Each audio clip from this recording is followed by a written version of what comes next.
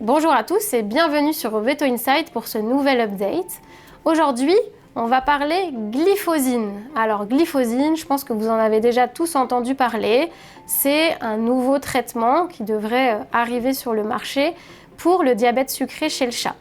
Qu'est-ce que c'est que ce traitement? C'est un inhibiteur du cotransporteur du sodium GLUT2 qui vont être en fait des récepteurs au niveau rénaux qui, quand ils vont être inhibés, vont faire que il va y avoir le sucre, donc le glucose, qui va s'accumuler dans les urines. C'est comme ça qu'on va pouvoir faire en sorte de contrôler le diabète chez le chat, pas en apportant une insuline, mais en jouant sur ce fameux transporteur. C'est une molécule qui va s'avérer probablement très intéressante. Pourquoi? D'une part parce que c'est un médicament par voie orale, qu'il n'y aura plus d'injection à faire. Ensuite, c'est qu'une seule fois par jour, donc ça facilite beaucoup les choses. Et c'est un médicament qu'on peut donner sur le long cours. Là où j'attire votre attention, c'est vraiment sur la sélection des candidats.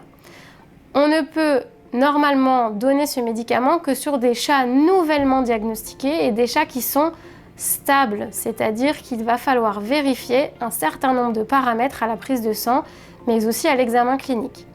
Cet animal, lorsque vous allez prescrire cette glyphosine, sur ce chat diabétique, nouvellement diagnostiqué, il ne faut pas qu'il soit déshydraté parce qu'en fait, ça va entraîner une fuite, une perte d'eau via ce transporteur et du coup, probablement si l'animal est déjà déshydraté, le déshydrater davantage. Donc on ne veut pas cela. Donc il ne faut pas donner ce médicament qui n'est pas une insuline, qui est vraiment juste un inhibiteur de ce cotransporteur du sodium et du glucose.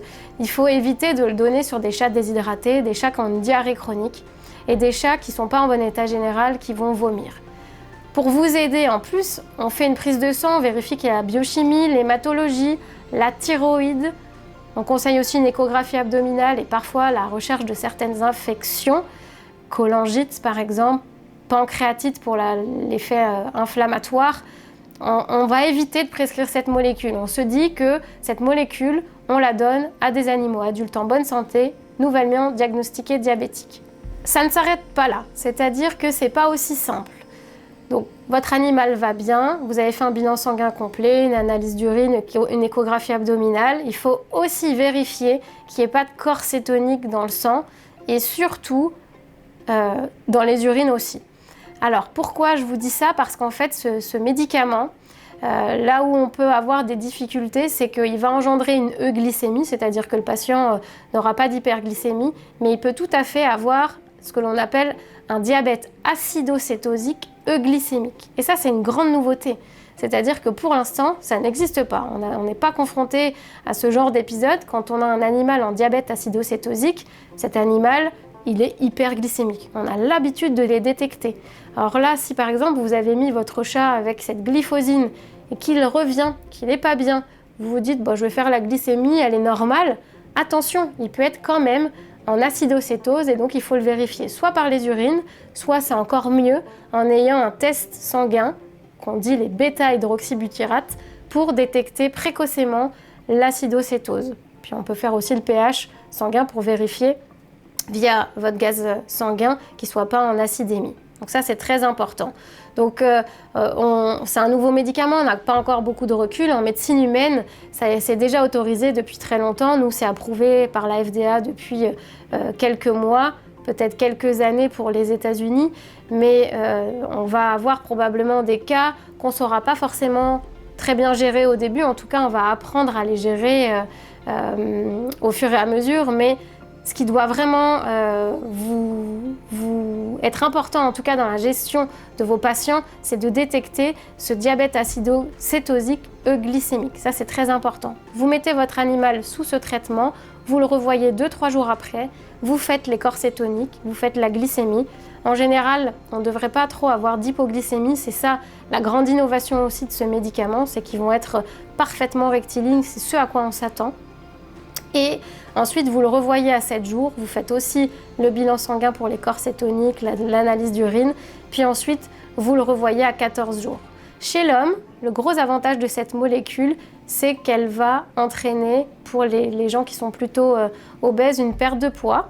Alors chez le chat, on ne s'attend pas à ça. probablement qu'ils récupéreront le poids initial parce que leur diabète sera mieux contrôlé. En tout cas, l'objectif, c'est qu'ils aient un poids normal. Peut-être que sur les chats obèses, finalement, ce sera intéressant à voir dans le temps comment ça évolue. On peut aussi mettre un freestyle pour suivre et monitorer le suivi du diabète. Maintenant, si on s'attend à avoir vraiment une glycémie rectiligne, je ne sais pas si ça aura un réel intérêt, à voir dans le temps aussi.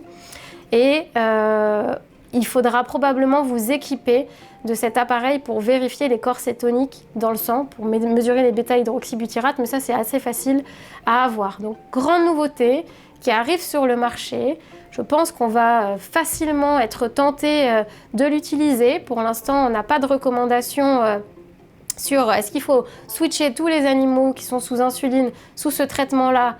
Probablement que non. Dans la notice, en tout cas, des différents traitements qui existent, on doit les donner sur des animaux nouvellement diagnostiqués. On verra au fur et à mesure de temps comment on pourra s'adapter. Mais grande révolution. Nouveauté, donc par voie orale, une fois par jour.